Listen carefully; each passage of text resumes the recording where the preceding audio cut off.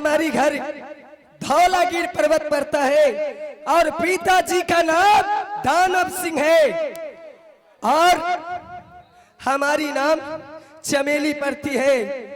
हे भगवान, जब मैं छोटी थी तभी हमारे पिताजी दानव एक देश आया, जंगल चराव करते करते मुझे छोटी सी उम्र में उठा करके ले आया और जब वो मुझे खाने लगा तब मैंने मुस्कुरा दी। मुस्कुराने की बात उसने मुझे खाना नहीं चाहा और मुझे बेटी का सामान बना करके इस धौलागिर पर्वत पे रखे हुए हैं और जब मुझे खाना चाहता है तो मैं मुस्कुरा देती हूँ तो मुझे कभी खाने का इच्छा नहीं होता है। आप हैं सलमान जी, पुरस्कार के दौर में राम कुमार किराना स्टोर, राम कुमार किराना स्टोर भंगी बाबा चौक, इनके तरफ से 51 रुपया चमेली की पाठ पर खुश होकर के दिए हैं। हमारे कंपनी से लाख लाख शुक्रिया, थैंक यू, धन्यवाद। मैं यहाँ से चलती हूँ और अपनी धौलागिर पर्वत पे जाके कुछ देर आराम कर लेती हूँ। आवा भागले चला लहू है दीदी सा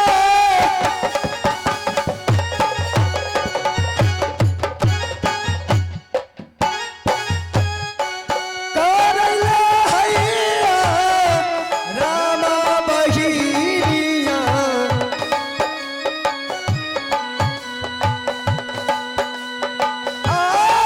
करला हैया रामा बहिरिया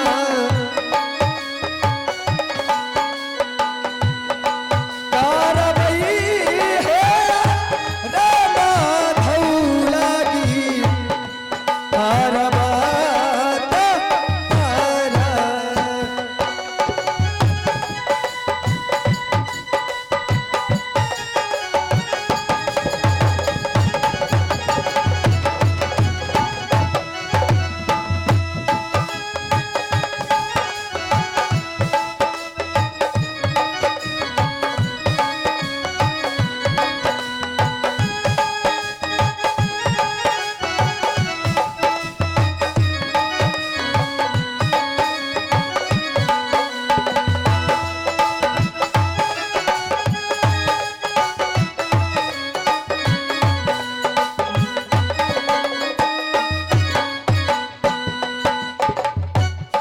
भागले लाले थे मैया से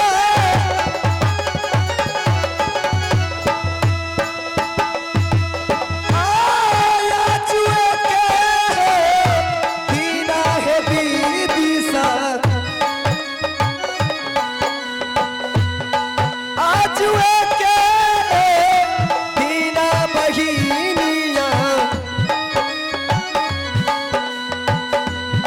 भागले चलिए करैले आरवाना हे बही।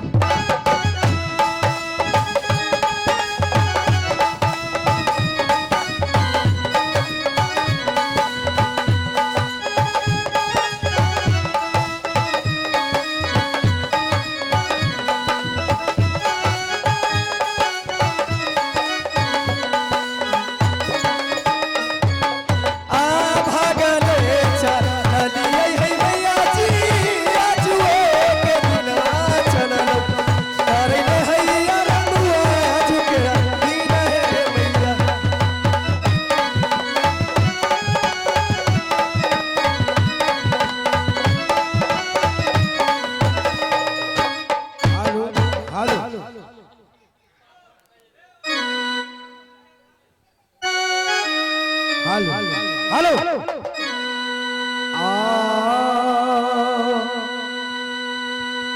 अब प्रथम सुनिए रोलिया के मैया के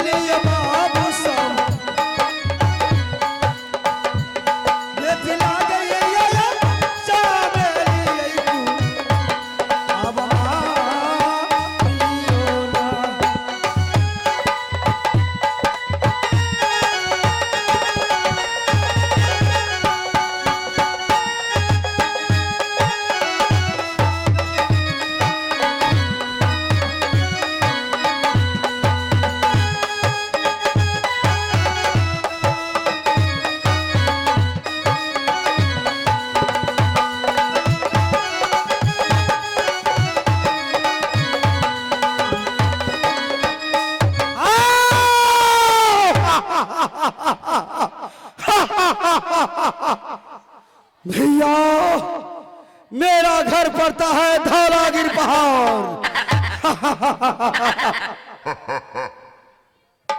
मगर मेरा नाम दानव सिंह राजा है, दानव सिंह।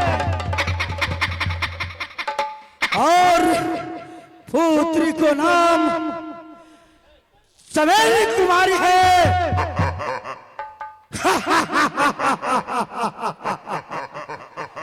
इस समय मैं अपने बेटी को नहीं देखता हूं। जब तक मैं अपने बेटी को नहीं देखता हूं मेरे दिल में चैन नहीं आता है।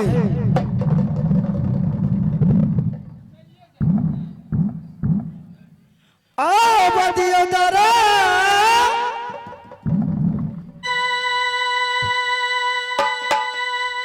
शर्मा के बेटी का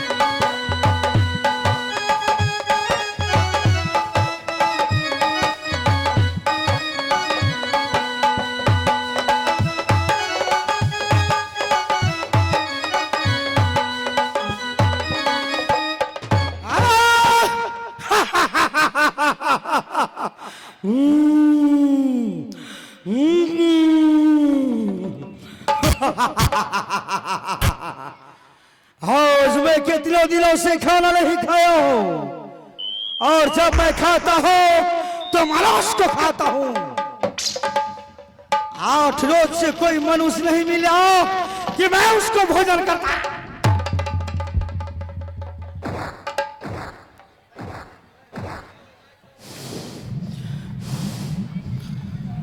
इस समय मैं अपने बेटी को बुलाता हूं। लगता है मेरी बेटी जाकर सो गई है।